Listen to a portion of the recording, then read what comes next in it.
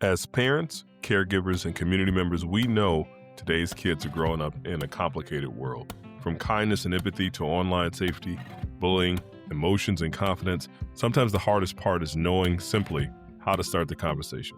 That's where Bright Littles comes in. Created by a mom and developed alongside educational experts, Bright Littles offers award-winning conversation cards, journals, and digital toolkits designed to help families build stronger connections, one conversation at a time. Their mission is simple: raise brighter leaders through meaningful dialogue, empathy, and understanding. Whether it's around the dinner table, during bedtimes, or on the ride home from school, Bright Littles gives parents real tools to help kids navigate challenges with confidence and compassion. Because sometimes 5 minutes of honest conversation can change everything. Learn more at brightlittles.com and start building brighter conversations today. That's brightlittles.com. Welcome to Pulse Check, Wisconsin.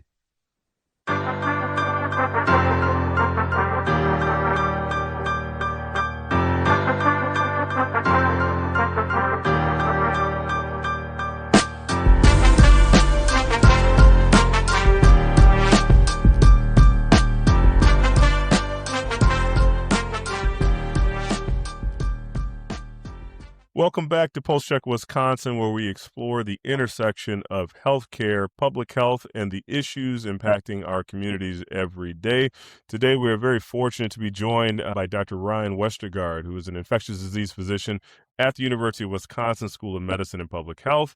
He's also co-director of the Syndemics Research Group and is an authority on communicable diseases here in the state of Wisconsin and throughout the country. Dr. Westergaard has spent years working at the intersection of clinical medicine, infectious disease surveillance, outbreak response, and pandemic preparedness, which we'll discuss as well. Today, we are going to discuss the current global concerns that we have surrounding Ebola, what Wisconsinites should realistically understand about the risk here in the state, as well as in the United States. And we'll explore the growing public interest surrounding hantavirus. We see it in the news all the time now, particularly with the Andes strain, and what clinicians and communities both should know moving forward. Ryan, thanks so much for being with us. Yeah, it's a pleasure to join you. Thanks for inviting me. So, we gave you the intro there. A lot of our listeners now are hearing it, wherever they go, right? So we had Gene Hackman, who unfortunately died related to hantavirus. Then you hear about this cruise ship. We've heard Ebola for years. People are all over the place with about what they should be listening to, what they shouldn't be listening to. And you add in social media, it's the perfect recipe for anxiety and for disaster at the same time, right? Yeah, you're right. We sort of received a double whammy in exotic sounding viruses just in the past couple of months. And I'd say the two outbreaks are quite different. They're both viruses that we actually know quite a bit about. Hantavirus is a family of viruses that is well described, well known to science. And we don't hear about it a lot because the types of hantavirus that we have in the United States, and it is in Wisconsin as well, are not the one that's spreading on the cruise ship. And it actually, we don't believe is capable of spreading person to person. So hantavirus is what we call zoonotic disease, meaning it's an animal disease that sometimes can jump over to humans. And the animals, the wildlife reservoir, the place where this is found in nature is mice and other rodents, but mostly mice. And there are some mice in Wisconsin that have this virus, but it's very rare that they cause infections in humans. People have to have a sort of intense exposure to rodent feces or urine. It's more common in the desert Southwest, where it's dry and things can get aerosolized as well. But to put it in perspective, the hantavirus numbers that we have through our disease surveillance, I would say in a typical year, we have 0 cases. We've had 2 or 3 in the past 10 years. Most of them are people and travelers. And when I looked, in the past 5 or so years, we've had one case of hantavirus that was transmitted to people. So it's a disease we know about, but we don't see very much. Why that's in the news, why everyone is paying attention to it now, is a couple things. One, anytime we hear about infections on a cruise ship, it gets people's attention because a lot of people take cruises, and we have Hmm. memory of the early days of COVID and the Diamond Princess and diarrheal illness. So everyone sort of acknowledges that when you're on a cruise, you're in close quarters with each other, and you can be sort of worried about that.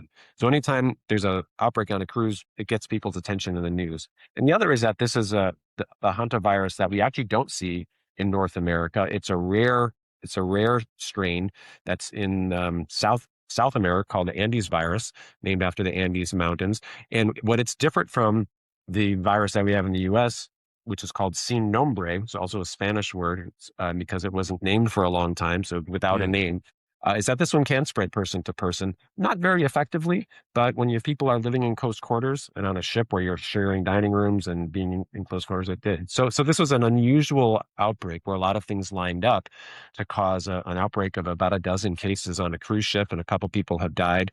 So it was scary for that reason. But the important public health messages are that we've had no cases in the United States. The cases occurred in people who lived in other countries.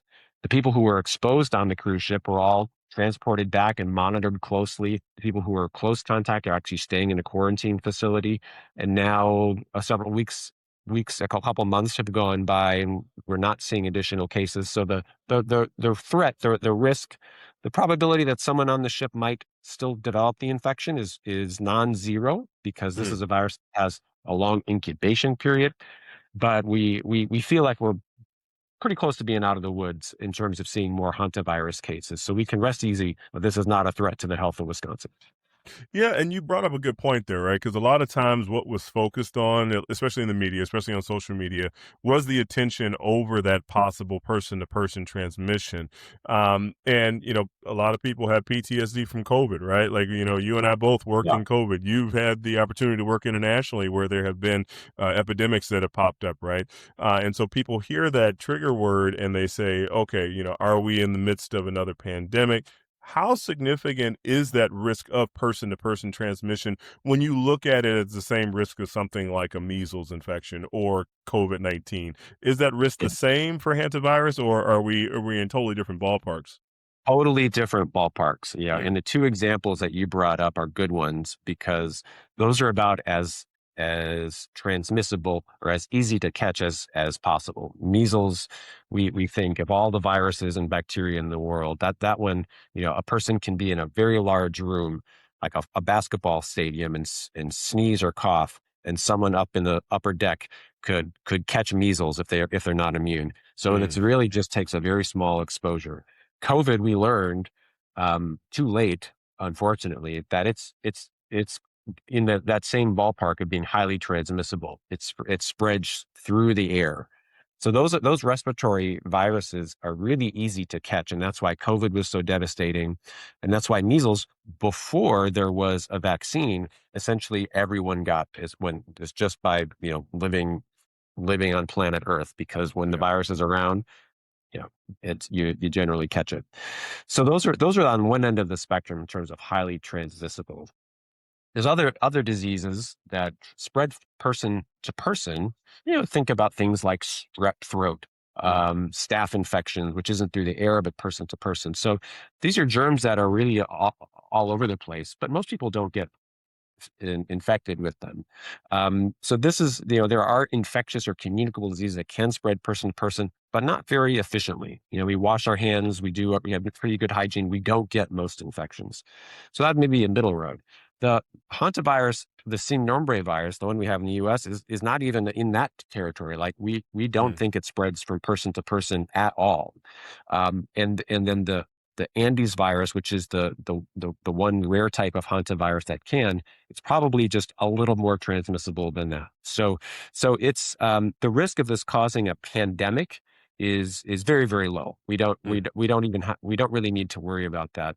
But it is a very serious infection. It can be fatal. It can cause severe pneumonia, and people who are in close contact for a long period of time are at risk. So that's why this was an important one, not because it's spread easily person to person, but if it does spread person to person, can be fatal in a lot of cases. So that's why the buzzword is like prolonged close contact. We take it really seriously, but it's not a risk of spreading quickly through a community setting. So that's why it's really is a different ball game altogether.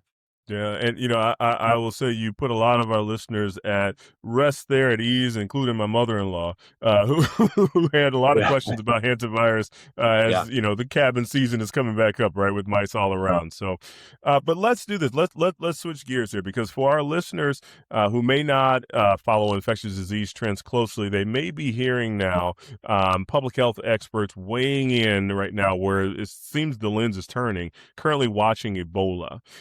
yeah. Why has Ebola returned to the headlines again? We've heard it, I remember as a kid growing up in the 90s hearing it all the time. We had Outbreak, the movie that came out, but now, we're focusing in on it again with this incident that's occurring right now overseas. What's going on?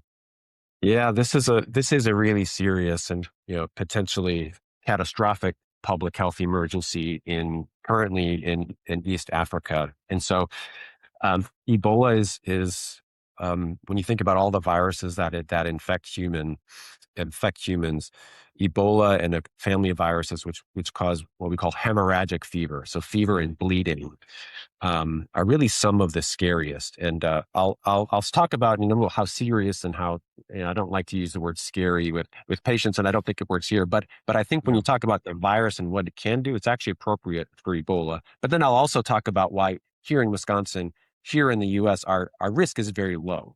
Hmm. So on the one hand, there's a lot of people who are suffering and going to be really desperate because this outbreak is happening in Africa.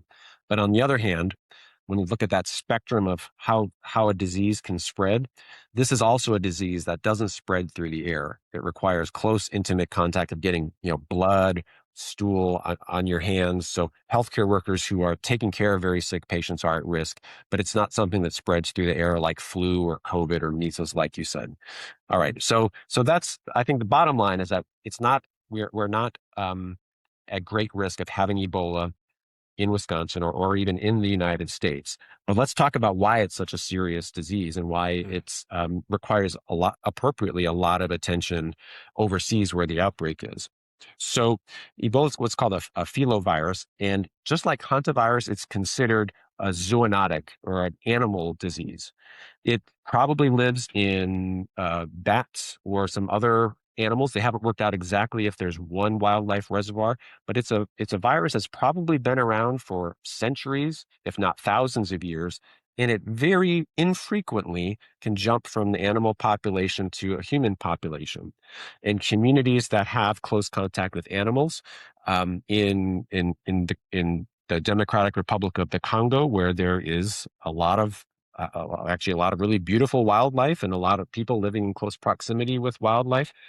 That's the place where it has tended to happen. The first type of Ebola virus that was identified was in Sudan, which is also one of the areas we're worried about now, and it's called the Sudan virus. So it's in that area of the world.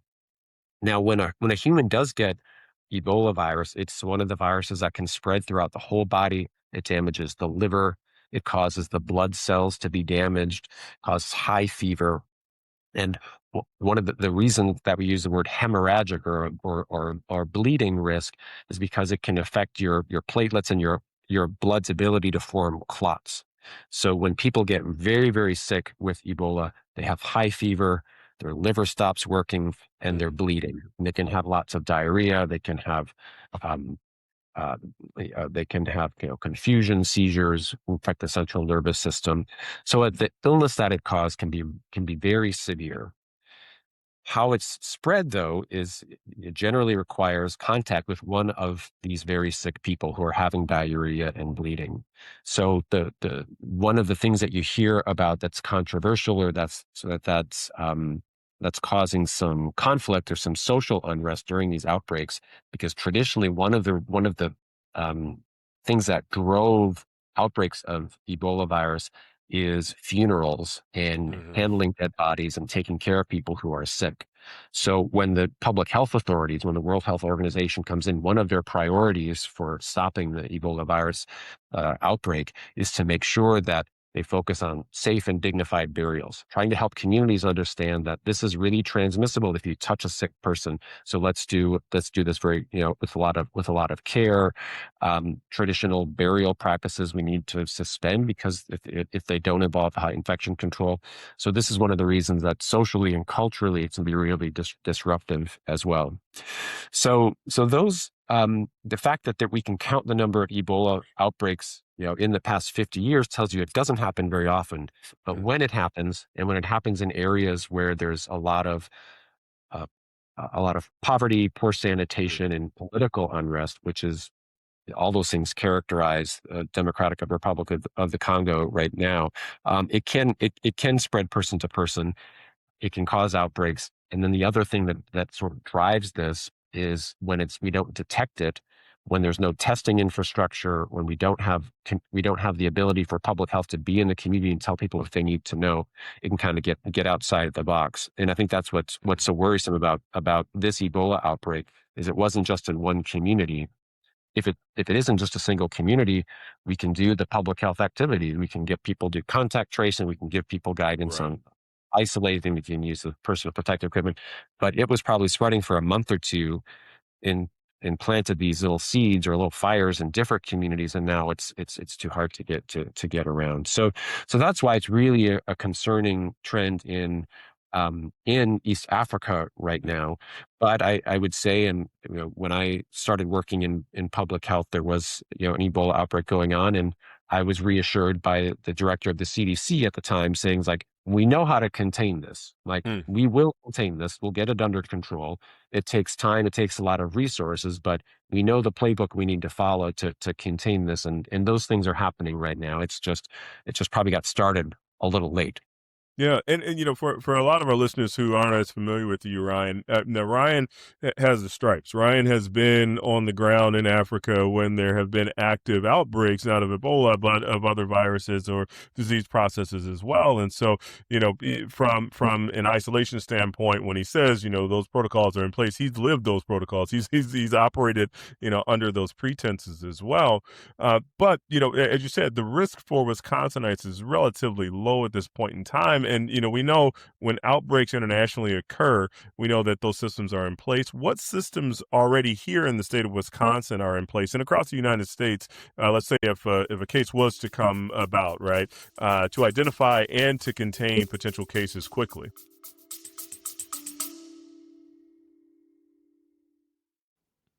Are you looking for art that inspires and gives back? Check out Artery Inc., a Milwaukee-based, woman-owned company blending anatomical art with purpose. From tees to stickers, their designs celebrate the human body and support real causes. Right now, shop the End Violence in Healthcare campaign, made in partnership with PulseCheck Wisconsin. Proceeds help raise awareness and push for safer workplaces for healthcare workers. Visit arteryinc.com and wear your support with pride. That's arteryinc.com. Art, wellness, and action.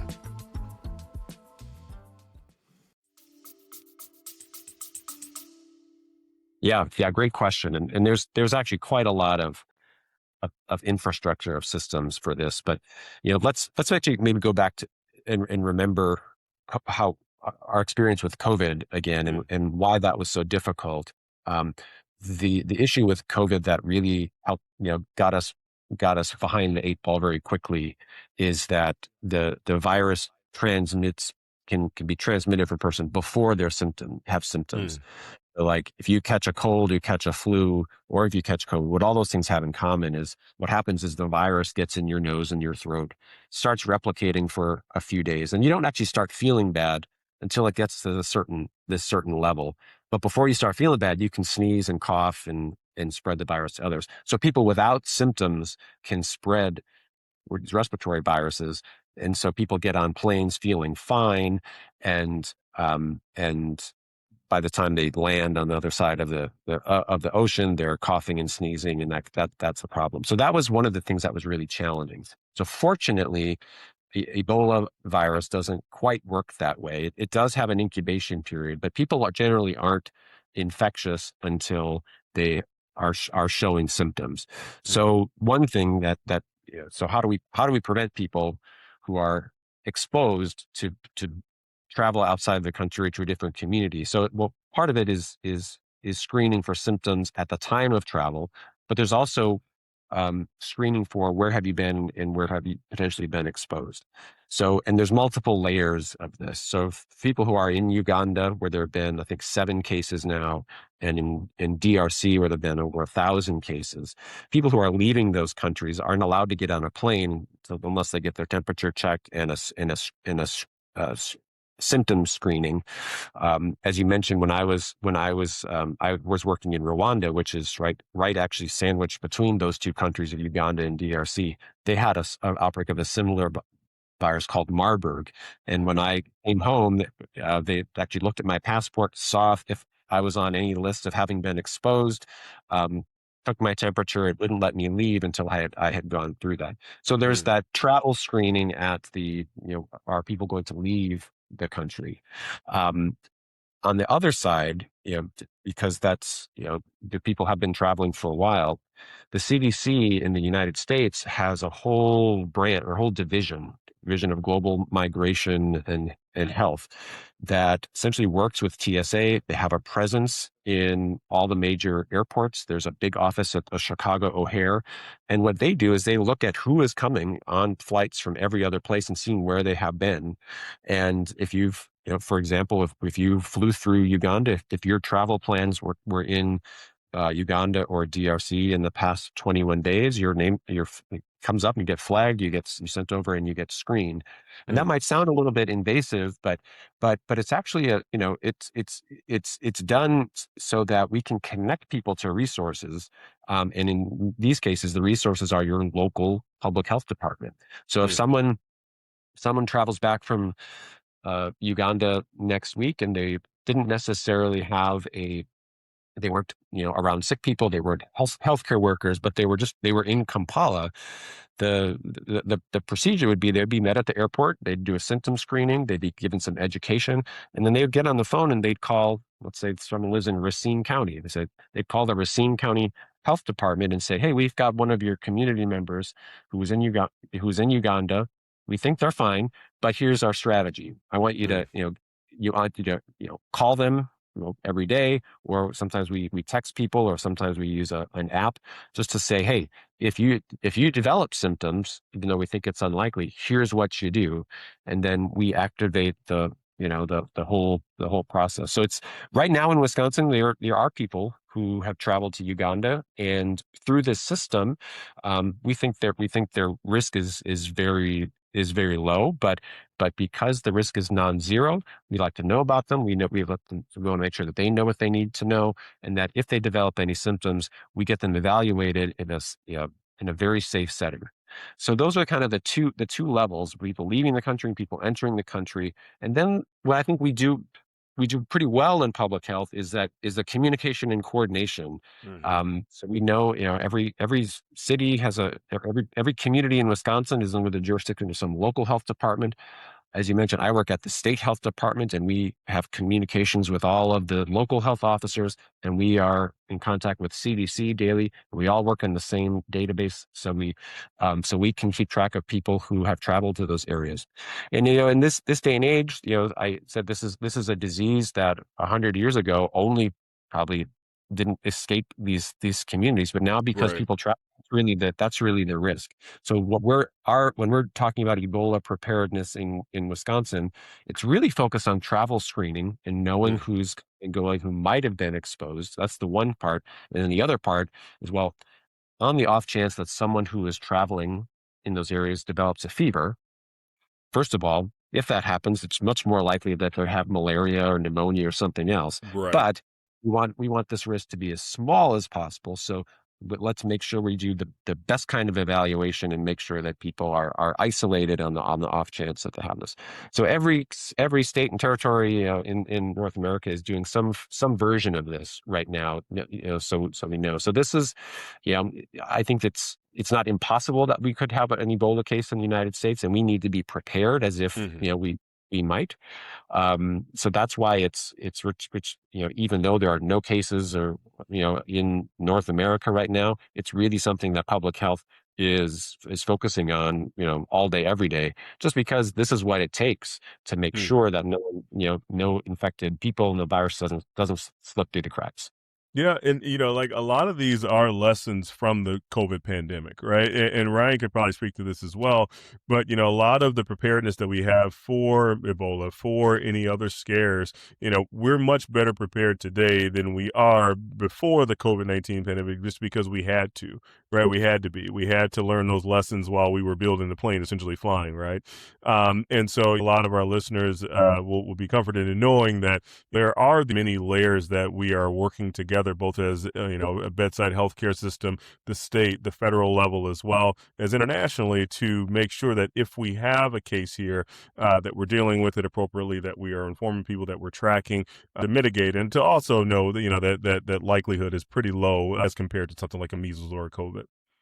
Yeah, yeah, absolutely. I think one of the things that there are many ways, that we came out of COVID. It hurt us a lot, at a community level, at a political level. Mm, It was a historic, public health disaster, right? mm, Lots of bad things, just in terms of the people who lost their lives and families and communities that were disrupted. It was really a global tragedy. But but like you said, like, what can we learn from that, and in what ways can it make us stronger in the future? In one way that I think is very tangible way in which we are stronger now than we were before COVID is through this data modernization initiative. So the data, meaning, like you say, like, we count cases, we know where positive tests are coming from. That's not a new technology. We've already done that. But our system to share those data from jurisdiction to jurisdiction, from the community, from the hospital level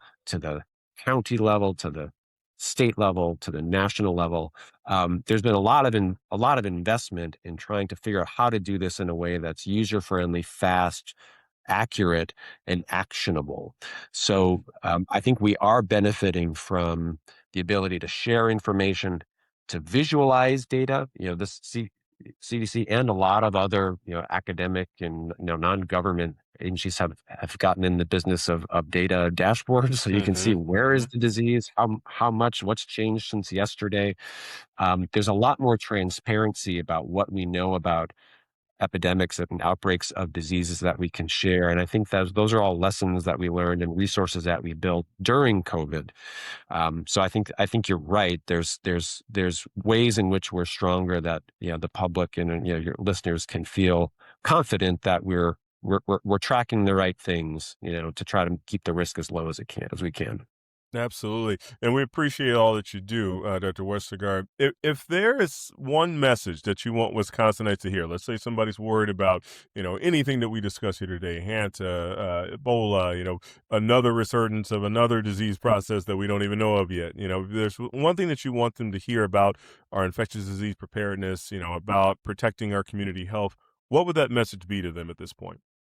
Yeah, it might surprise you, when I think about this question. It's actually not a very scientific or medical Mm, question, and it comes to trust and respect is, I mm, think, what the way that we need to be prepared. And I work with a lot of great physicians and nurses, in my medical role, and I think everyone knows how hard our healthcare providers work. I think the local tribal health department staff, the public health nurses, the disease investigators are kind of unsung heroes here. mm, So I think one of the things we learned from COVID is that this workforce, the people keeping us safe, the epidemiologists who are doing all this work, are, I have more respect for them than ever, mhm. because of the dedication to keeping our communities safe, and doing it in a way that really people don't see. So the reason I bring this up in response to your question is that our system really works when people participate, when they trust each other, and when if they disagree with respect and Mm, curiosity.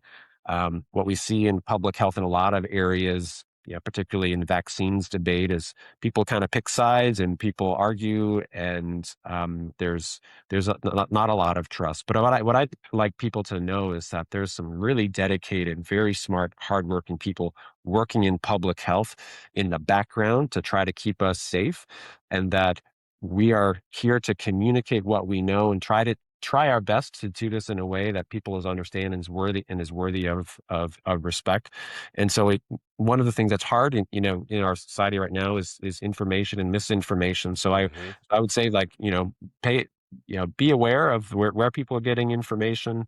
Understand that you're in your communities, there are people working to keep you safe. And then when people at health department and your medical field are reaching out, those are the voices that we're trust. And to try to earn that trust, we want to, on our side, through make sure that we are communicating openly and honestly, and lifting up the best available science. Because I think one of the most important resources that we have for future pandemics is going to be, you know, collaboration and trust. I think in a lot of ways we lost a lot of that during COVID because it was just so awful. There was such tragedy, and people were hurt and angry, and things got politicized. But I think our best protection against responding well to future threats is the fact that we collaborate and trust and respect each other. And I think if we do that, we'll acknowledge that we have a lot of tremendous resources to be prepared and to keep each other safe. Absolutely. And using platforms like this, communicating with the public, that's the whole idea. Try to give folks an evidence-based source for that information to kind of combat some of that misinformation as well. Dr. Westergaard, I want to thank you so much for joining us here on Pulse Check Wisconsin and for helping bring clarity to these issues that we're talking about here. These topics can sometimes, as we talked about before, become clouded in fear and misinformation, but I appreciate you doing your part. I hope to have you on again. I have a feeling that we may have other topics coming up in the future, but Yeah. we'd love to have you on again, my friend. I'd be happy to come back anytime. Thanks again for inviting me, and thanks for all the great work you do. Awesome. Thanks, Ryan. And thank you all for listening to Pulse Check Wisconsin. Be sure to follow us on all the social media platforms. Subscribe wherever you get your podcast. Thanks so much. As always, take care of yourselves, take care of each other. And if you need me, come and see me.